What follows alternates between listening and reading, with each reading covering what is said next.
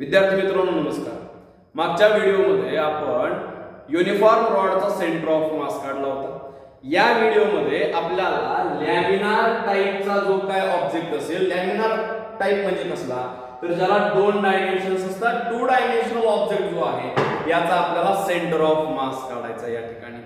मागच्या व्हिडिओमध्ये जसं आपण युनिफॉर्म रॉडचा सेंटर ऑफ मास काढला, युनिफॉर्म रॉडचा सेंटर ऑफ मास काढत असताना आपण लिनियर मास डेन्सिटी घेतलेली होती. या ठिकाणी आपल्याला एरियल मास डेन्सिटी घ्यायची आहे. काय घ्यायची आहे? चला रे बाळांनो लक्ष द्या. आपल्याला घ्यायची आहे एरियल मास डेन्सिटी, ज्याला आपण सिग्माने डिनोट करायचं. कशानं? सिग्मानं. So sigma is equal to असतं mass per unit area.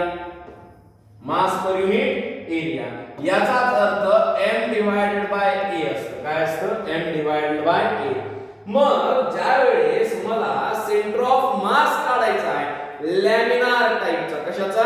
Laminar टाइपचा. मग तुमची डिस्क असेल किंवा रेक्टँग्युलर स्क्वेअर आकाराचा एखादा शीट असेल, त्याचा आपल्याला सेंटर ऑफ मास काढायचा आहे, तर त्यावेळेस आपल्याला सगळे पार्टिकल्स कन्सिडर करावे लागतात. मग या प्रत्येक पार्टिकलला काहीतरी एरिया असणार आहे. काय असणार आहे? एरिया.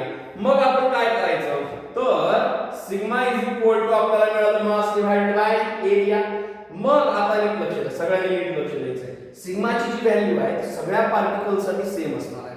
म्हणजे सगळ्या पार्टिकल्सचं मास डिवाइडेड बाय एरिया हा जो रेशो असणार आहे तो सगळ्यांचा सेम असणार आहे. आणि त्यामुळे पहिल्या पार्टिकलचं जर आपल्याला मास घ्यायचं असेल तर मास m1 इज इक्वल टू मला घ्यावा लागेल सिग्मा मल्टिप्लाइड बाय त्याचा एरिया a1.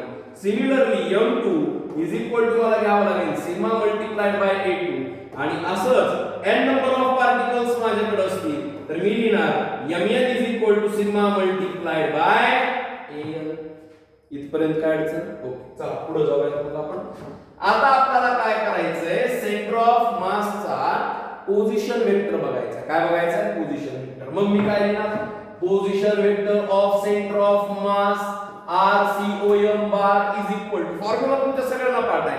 पहिल्या व्हिडिओ मध्ये आपण फॉर्म्युला बघितलाय. काय होता फॉर्म्युला? चला माझ्या मागे म्हणा m1 r1 bar plus m2 r2 bar plus up to dash dash dash dash dash plus mn rn bar divided by m1 plus m2 plus up to mn. हा फॉर्म्युला आपण सगळ्यांनी बघितलाय. m1 m2 आणि mn च्या values आपण लोकांनी काढलेल्या आहेत. इथं मला ह्या ज्या m1 m2 च्या किमती आपल्याला मिळाल्या, व्हॅल्यूज आपल्याला मिळालेल्या आहेत, या व्हॅल्यूज इथं ठेवून द्यायच्या. मग काय मिळतं रे मला? चल सगळेजण लक्ष द्या.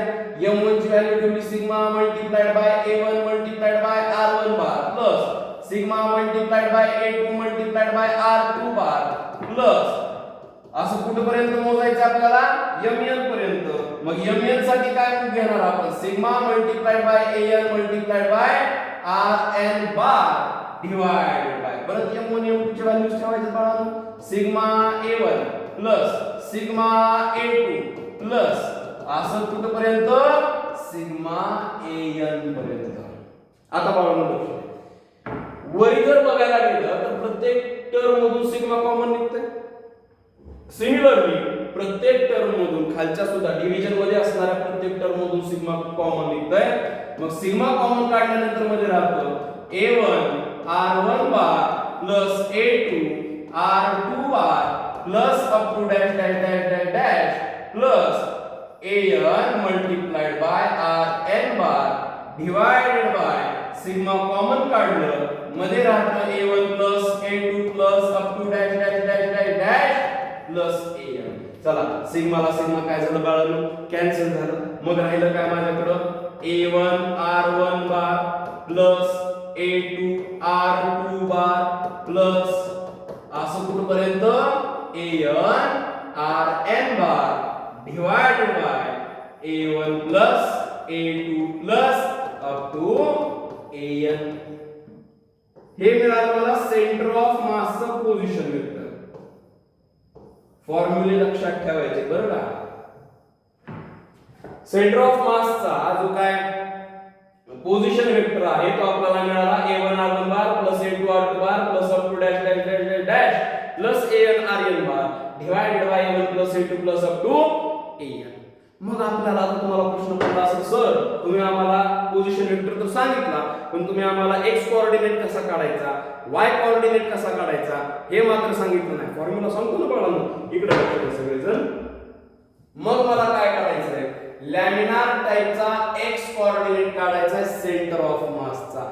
फॉर्म्युला काय वापरणार आपण a1 x1 plus a2 x2 plus हे कधीपर्यंत घ्यायचं plus an xn divided by a1 plus a2 plus असं कुठपर्यंत an पर्यंत. मला y कोऑर्डिनेट काढायचा आहे सेंटर ऑफ मासचा. फॉर्म्युला सेम वापरायचा x च्या ठिकाणी y घ्यायचा a2 y2 प्लस कुठपर्यंत जाणार आहे an yn divided by a1 plus a2 plus हे कुठपर्यंत जाणार आपलं an पर्यंत.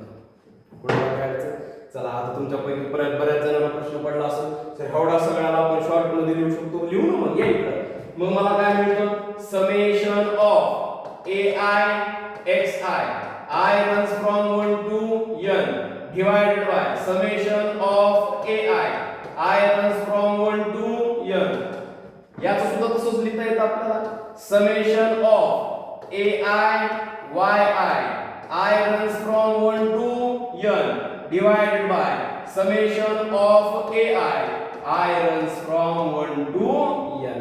हे फॉर्म्युले वापरले तर लॅमिनार टाइप ऑब्जेक्ट जे असतात किंवा टू डायमेन्शनल ऑब्जेक्ट्स जे असतात त्यांचा आपल्याला सेंटर ऑफ मास हे फॉर्म्युले वापरून काढता येतो. अजून एक प्रकार असतो याच्यामध्ये तो म्हणजे ट्रंकेटेड ऑब्जेक्ट्स असतात. म्हणजे काय असतं ते आपण पुढच्या व्हिडिओमध्ये बघूयात. आतापर्यंत जेवढं झालंय तेवढं लिहून घ्यायचंय फुल स्टॉप करायचं पॉज करायचं आणि जेवढे काय फॉर्म्युले झाले तेवढे फॉर्म्युले लिहून काढायचे. हा व्हिडिओ सबस्क्राइब करायचा आहे लाईक करायचा आहे सगळ्यांना शेअर करून टाकायचा आहे जास्तीत जास्त मुलांपर्यंत पोहोचवायचा आहे. मराठीतून ज्यांना ज्यांना फिजिक्स शिकायचं आहे त्या सगळ्यांपर्यंत हा व्हिडिओ तुम्ही शेअर करायचा आहे. समजलं? भेटूयात पुढच्या व्हिडिओ.